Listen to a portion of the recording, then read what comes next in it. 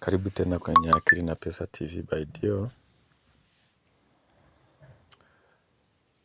Today nataka tuangalie chapter ingine ya kwamba watu wanapenda kuonekana busy. Watu wanapenda kuonekana busy.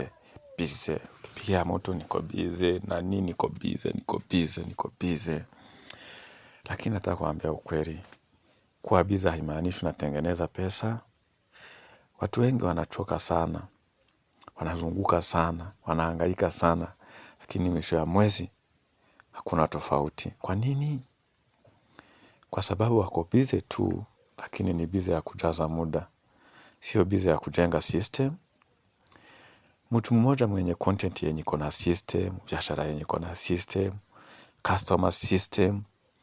Huyo mtu juu ya system yake, hata kama ni mmoja, anaweza kutengeneza pesa zaidi ya watu 10 wanakimbia kila siku. Hapa nakwambia ukweli. Wacha kuangalia uchovu.